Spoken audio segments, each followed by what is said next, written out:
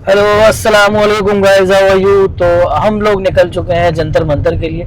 जैसा कि आप जानते हैं कि पिछले 20 दिनों से दिल्ली के अंदर एक बहुत बड़ा प्रोटेस्ट चल रहा है, जिसमें सीजेपी का एक बहुत बड़ा योगदान रहा, क्योंकि ये मुहिम जो थी वो उन्हीं से ही शुरू हुई है। तो मेरे साथ जुड़ चुके हैं फैसल अत्तारी खान साहब और लारिब खान। कैसे हैं आप लोग? बहुत बढ़िया अल्हम्दुलिल्लाह। और आज मौका मिला है जंतर मंतर जाने का। जी, और आज दिल ने वाकई कहा कि जाना चाहिए। बिल्कुल बिल्कुल। हर हिंदुस्तानी का फर्ज है कि जाना चाहिए। हमें क्या, हिंदुस्तान के बच्चों को वहां पर जाना चाहिए, क्योंकि बात बच्चों की हो रही है यार। बिल्कुल बिल्कुल। देश का जो भविष्य है, जो हमारे देश के बच्चे, बात उनकी हो रही है। बेशक। और जब बच्चों के भविष्य की बात होती है, बात शिक्षा की होती है, तो हर भारतीय का योगदान उसमें बहुत जरूरी है। जाहिर सी बात है, क्योंकि एक देश को चलाने के लिए, एक देश के डेवलपमेंट के लिए जो सबसे बड़ी चीज होती है वो होती है एजुकेशन। और जब एजुकेशन में ही इतने बड़े लूप होल्स निकले, एजुकेशन में ही इतने बड़े ब्लंडर्स निकले, तो फिर वो एक गवर्नमेंट से क्या उम्मीद कर सकते हैं कि वो हमें क्या दे सकती है, जब वो हमें हमारा एक एग्जाम नहीं करा सकती है। एक एग्जाम होने पर इतने सारे ब्लंडर्स निकलते हैं। जब सरकार एक एग्जाम नहीं करा पा रही, तो how can it is possible कि वो इस पूरी 100 करोड़ की जनता को अच्छे से संभाल पाएगी।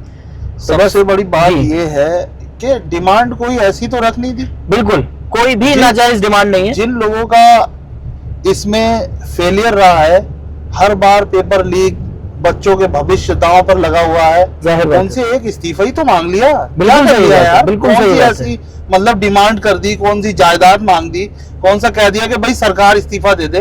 तुम्हारे एक मंत्री जो निकम्मा है, काम नहीं कर पा रहा है, भाई इस्तीफा दे तो दूसरे को ले आओ। जाहिर सी बात है, नीट के एग्जाम में जिस तरीके से प्रॉब्लम क्या है यार, बिल्कुल जिस तरीके से 23 बच्चों ने सुसाइड किया है, उन्होंने अपनी जिंदगी खत्म करी है, उसकी अकाउंटेबिलिटी किसकी रहेगी?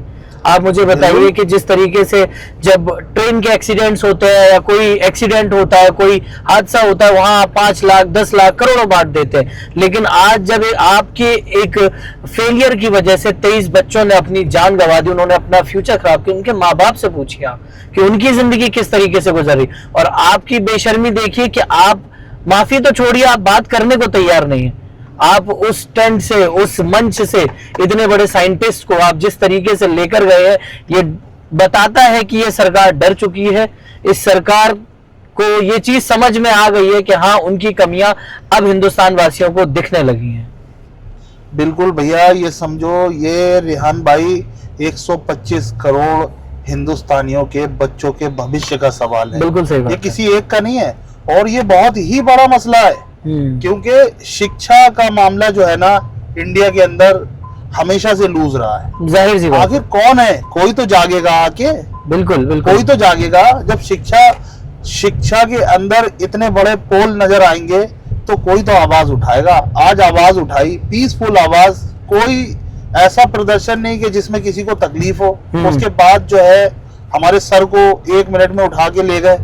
किस तरीके से ले गए, किस अंदाज में ले गए, मतलब जैसे किडनैप नहीं करते हैं। बिल्कुल बिल्कुल। मुझे तो नहीं लगता था कि वो पुलिस है। समझ में, प्रशासन ऐसे कैसे कर लेगा? ये किस तरीके की पुलिस है जो सादा कपड़ों में आके गुंडागर्दी दिखा के, समझ से बाहर, सफेद कपड़े के अंदर एक इतने बड़े आदमी को, जिसने देश के लिए बहुत कुछ किया, जिसने आर्मी ऑफिसर्स के लिए, लद्दाख में जो लोग हैं उनके लिए बहुत कुछ किया, और जो कई बड़े बड़े प्राइजेस से सम्मानित हुआ, उसको इस तरीके से ले जाना, घसीट कर ले जाना, ये बहुत एक शर्मनाक की बात है। बहुत इसके लिए तो मतलब कुछ अल्फाज ही नहीं कहे जा सकते। बहरहाल वही वाली बात है कि ये अखबार भी तुम्हारा है, जो चाहो वो लिख दो। वो जो शेर के इस तरीके से ही था, तो अखबार भी तुम्हारा है, जो चाहो वो लिख दो। हाँ, तो वही चीज है। जैसे कि मतलब ये सत्ता नहीं है, ये तानाशाही है। लेकिन मैं इस चीज पे कहना चाहूंगा, मैं अभिजीत के लिए भी कहना चाहूंगा, मैं सोनम सर के लिए कहना चाहूंगा कि मेरे अब्बा जो हमेशा एक शेर कहते हैं, वो बहुत ही ज्यादा मैं इससे रिलेट कर पाया हूँ कि उसूलों पे आँच आए तो टकराना जरूरी है, अगर जिंदा हो तो जिंदा नजर आना जरूरी है। और इन लोगों ने ये साबित कर दिया है कि हाँ, हिंदुस्तान की जनता जो है वो अभी भी जिंदा है।